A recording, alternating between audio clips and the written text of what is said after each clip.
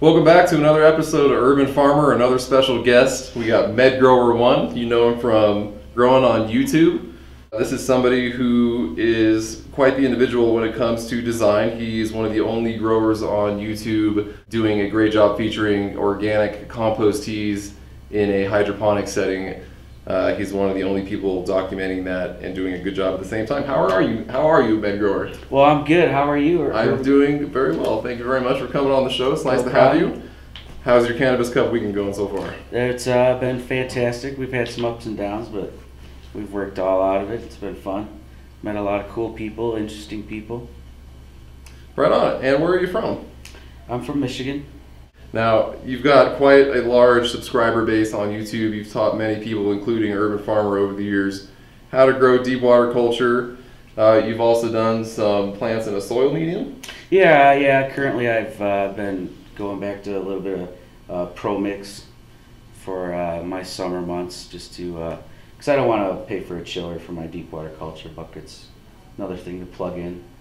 So I'll just do it seasonally now, so I don't have to deal with the root rot while I do run that tea. Outstanding. I'm glad you brought up the root tea.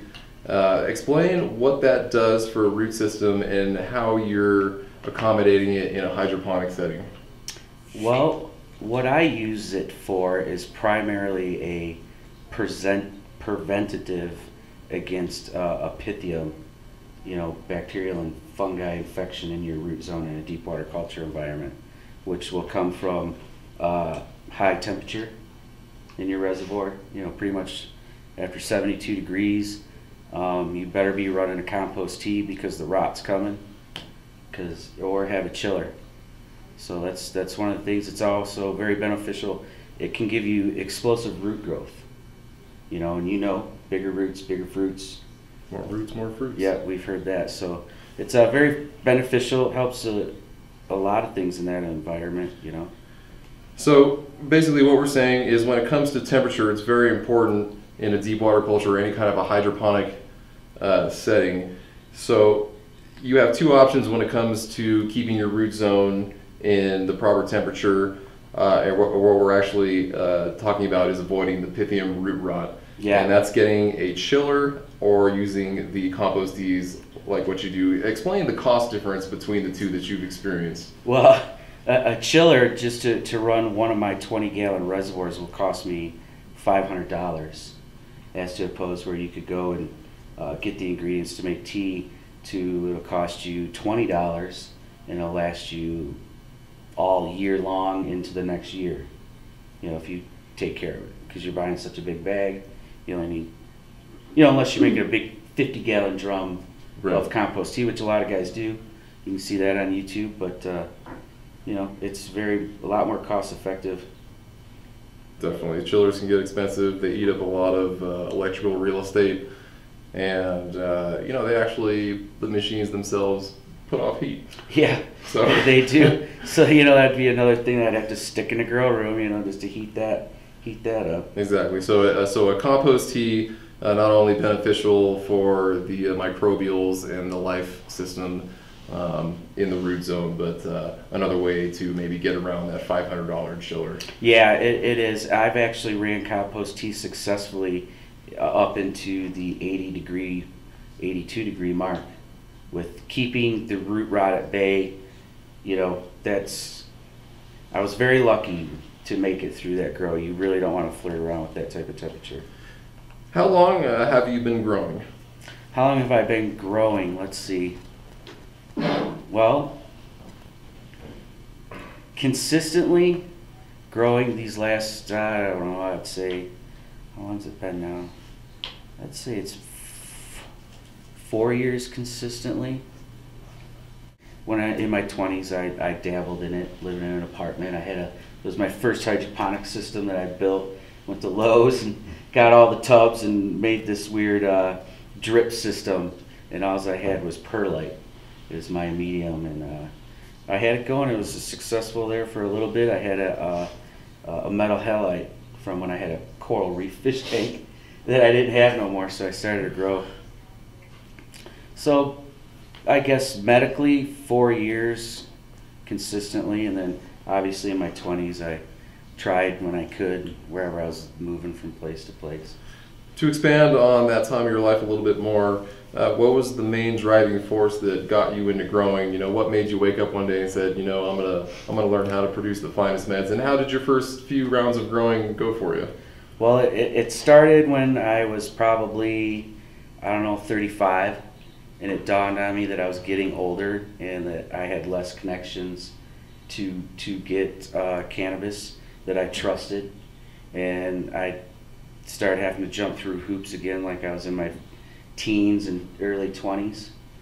And so that became medical in our state, and after a while I got a medical card, and then I became a grower for other patients, and that's how it started for me, just wanting to grow my own. I couldn't find it no more. I didn't want to deal with it, and I was just sick of it, so I started it, talked with my wife, made sure that it was all cool with her. Got to run everything through the queen, right? Yeah. You just don't want to start to grow up in the house with a wife and kids and that other party not know about it. It wouldn't be a good idea.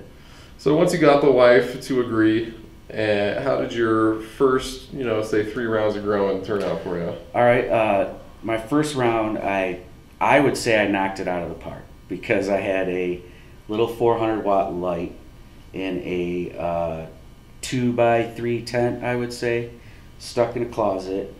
I had some headband and some Northern Lights Big Bud. And with that 400 watt light, I had almost 9 ounces came out of that tent.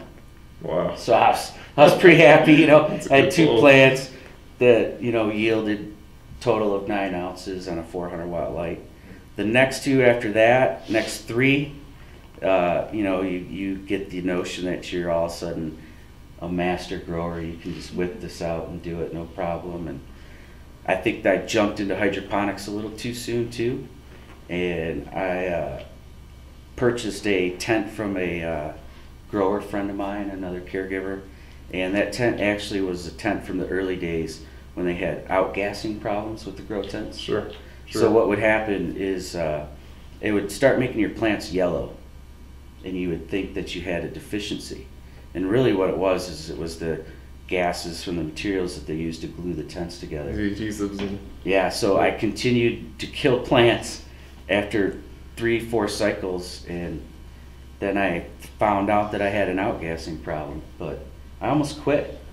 I thought for a long time I was just going to quit doing it, because I couldn't, I had a very successful grow, and then 3 of them were just disasters, very stressful, so I almost quit. Going out there, winning the poker tournament in your first go around, and then not even making the final table the next time after that. Yeah, and like I said, I tried deep water culture too at that same time.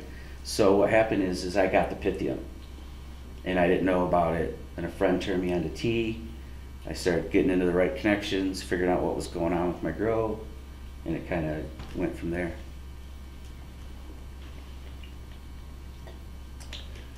I always knew I wanted to grow hydroponics, so I'll say that. In your experience, since you've done both soil and hydroponics, as far as quality, potency, and yield, is there one method of growing that outweighs the other? Yeah, hydroponics beats soil every day in yield.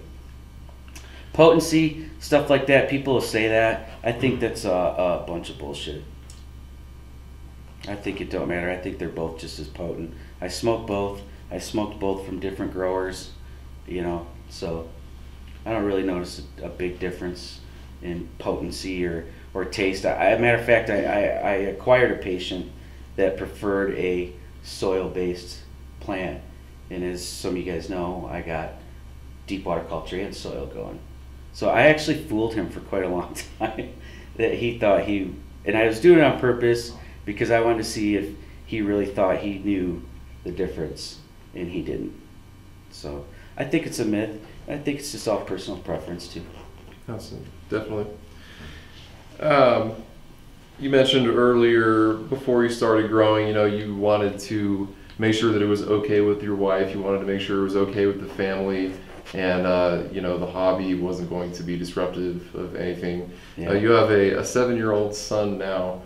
How has you've been a father for 7 years, obviously. How has that sort of translated into your growing, and has any of your work ethic in the growing translated over to raising a family? I don't know about growing translating over into the family, but it's definitely been a challenge to try to separate that from the children. You don't want the children around the grow. I prefer not to. At one time, you know, we just talked that I started in a closet, so I was in the house. So now the grow is out of the house, locked up in the garage, in a building, even inside. So I try to stay away, keep it away from them. I run my light schedule during the day. They're both at school. I have a daughter too. So I do a lot of my gardening during the day. I try not to go back in there when they're home from school. So I really try to separate it as much as I possibly can. It's there's a lot of rhetoric out there that I hear that growers live in their house and other family members, or especially young children, are living in the house, and the parents are giving the children marijuana products recreationally. And what I want the urban farmers and the entire nation to realize is, from my experience talking to folks like Medgrower and people in the community everywhere, that the growers and the people in the industry are actually some of the most conscious about restricting, you know, adolescents, teens, kids, and providing the proper barriers and shields, I guess, from children that are just simply too young to understand. So I want to commend you on keeping the division, you know, there in your household. It's important. I think it's important to keep it away, because it's not a children thing. I mean, alcohol's not a children thing. Tobacco's not. So it needs to be separated as much as possible. Is there a particular influence that you've had when it comes to your research, getting you into growing? Is there somebody you were following, or some methodology that you're following? Who is your inspiration for growing? I think when I first started, like, searching out for help or to learn how, I think I was scanning through and I was just finding a lot of growers. I didn't really hone on anybody real quick, and I wasn't like a big subscriber in the beginning. And then I started subscribing, but I always knew that I wanted to grow DWC, and so I found Hydro Hybrid. He kind of, you know, pointed things out that made sense to me that I wasn't getting with the hydroponics at that time when I was starting it. So that helped out, and he was growing pretty basic and cheap. You know, people could go get the parts at their local big box stores and put them together. And of course, the Scrog style, that's where I got that from. If anybody ever thinks that was my idea, that was not my idea. I copied him. I watched his how-to video. And then as it went on, I found other growers, and then I found Mr. Tight and started watching him and started becoming a subscriber. And I found a bunch of other people too along the way.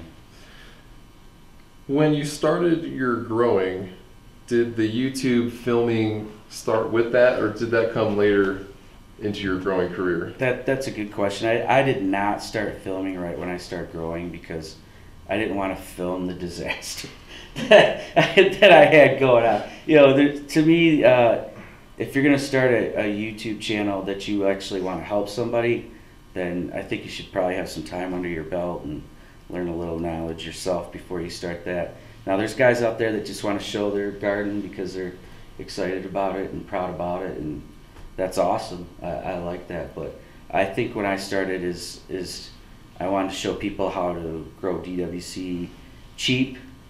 You know, just kind of make your own bucket. You bought it for $6 at Walmart, and you just put it together and cut some holes in it and make it cheap. And it just kind of evolved from there and just went on, you know, and it just kind of happens, I guess. Yeah. You know, but no, I would have never started in the early days. Absolutely not. What was your main inspiration for putting all the extra time and effort into the videos and uploading them for people to view freely? The questions from the people. As you start getting more subscribers, or you start getting more questions, and then you start finding what I call the intelligent questions, that I feel should be answered. So, I'd start answering them, try to help people. Helping people. That seems to be a common reason why many people are in the cannabis industry. Herbin Farmer has spoken to God knows how many people at this point between all the Cannabis Cup videos and all the research that I've done in my private time, and not once has anybody ever told me that they're in this industry for the money. This is a multi-billion-dollar industry, one of the largest ones, dollar for dollar, America has to offer. And not one person in any facet of the industry has ever told me that they're excited to make money. I've heard answers of, I want to improve safety by growing my own medicine and keeping myself off the street, out of the hands of the dealer who's peddling crappy product trying to make $1. I've heard my family is sick, I'm trying to heal them. I've heard every answer under the sun, all positive, and never once have I ever heard from anybody that I'm trying to make a buck. Right. And you're another one of those guys, and you've got thousands of subscribers on your channel. And for every 1 subscriber you have, you've got 10 more that isn't a subscriber and that's still watching your videos. I think it's important to realize that you may have that number as a subscription, but you've helped many other people beyond that. So I appreciate that you take the time to throw up your videos and educate the rest of us out of the goodness of your own heart. I see on your shirt you're wearing a logo that says the Dank Den. Yeah, I do have a Dank Den shirt on today. Why don't you tell the folks of Herbin Farmer what Dank Den is? Dank Den's a cannabis forum for growers and smokers. You can come there and share your garden or share the bud that you're smoking and hang out and meet some friends and, go to the cannabis cup with them. Yeah, go to the cannabis cup with them and have a good time. Excellent source of information, a lot of knowledge on the Dank Den. You can also, there's a live chat function on the Dank Den where you can talk to guys like Medgrower, myself, Mr. Tight, and countless other knowledgeable and informative resources in the growing community. What has been the most rewarding aspect about growing cannabis for you personally? Probably the most rewarding, I would say as of late, might even be just the social networking. I think of some of the friends now that I've made growing cannabis in the cannabis industry, whether it be on the Dank Den or some of the breeders or some of the light companies or nutrient companies, the people that I've come in contact and made friends with. Do you remember the first time that you smoked weed? Yes, I do. Yes, I do. I was 15 years old. My best friend's family was cannabis smokers, and I knew it for a while. And I kept asking him, let me try this, and he'd be like, "No, I don't know if you should try this." He just kind of kept away. And then finally one day, his brother was like, who was older, was like, "Here." And I tried it, and I giggled like a schoolgirl, man. It was I was laughing at the eggs that my friend's mom made. I was just giggle. So that's the type of effect it had on me the first time I ever smoked cannabis. Would you consider yourself primarily a recreational or a medicinal cannabis user? Obviously I just said I smoked it when I was 15. So it was purely recreational as a teen, maybe even into my early 20s. But now that I'm 40, 41, it's definitely good for pain release, with the joints and, even just the everyday stress. Stress is painful too, right? Right. So. Now, you are a cannabis user, obviously, and not everybody in your family is a cannabis user. How is the interaction, especially during social times, between maybe the members of your family that may like to enjoy alcohol versus yourself who likes to enjoy cannabis? Is there any sort of tension, or is there a treaty to be had? A treaty? Yeah, on occasion I drink.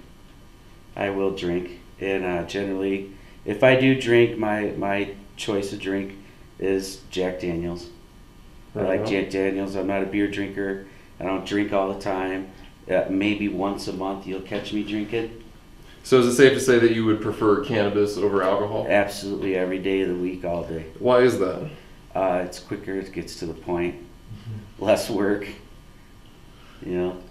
Do you, as far as the physical effects, do you notice anything about the comfort or maybe the end result as far as a hangover? Are there any advantages to cannabis in this respect? Oh yeah, I mean, you know, after a night of drinking, sometimes you need a few hours to kind of wake yourself up and get back to it. But with cannabis, you just kind of like nothing happened the night before most of the time, unless you were here at the Cannabis Cup smoking our brains out all day. Would you say that cannabis has a less harmful effect on the body than alcohol? Would I say that? Right now, I would say that I think cannabis does less damage to your body than alcohol. Now, I noticed in your videos that you have a cat as well. Yes, I do, yes. And what is your cat's name? My cat's name is Gala. And I noticed that Gala likes to find the one spot of leaves on your garage floor and lay in it. Yes. Now what is Gala doing there? She's always wants to know what I'm doing. She tries to get into the flower room if I'm in there. She wants to come in there. But her favorite time is when it's harvest time. Harvest time, she comes in and will roll all over in the pile of trim. If there was a big pile of trim, I'd roll it into it. Yeah. She just rolls in it and loves it and just lays there. Is there a chance that we would ever see any sort of a propagation or breeding operation from Medgrower? You know, as of right now, no. I just don't have the space for that, and you know, not at home. That would have to be a if the state ever goes legal, like they're talking, type of thing, warehouse away. You know, just a whole, probably a professional layout type thing before I ever did anything like that. Right. It's been a great time talking to you tonight, Mr. Medgrower. We've learned a lot. Definitely appreciate you taking the time out of your busy day. I know you're a busy man. Like we said before, you've got thousands of subscribers, and for every one that he's got, there's 10 more that are just viewing. And we definitely appreciate all of the effort you put into your videos to educate the nation about growing excellent quality cannabis, how to do it safely, how to do it within the confines of the rules. Yeah, I appreciate it, man. This was fun. Definitely. Stay tuned for our next interview with Meeks. Catch Medgrower's next video, Medgrower1. Till next time, this is Herbin Farmer and Medgrower.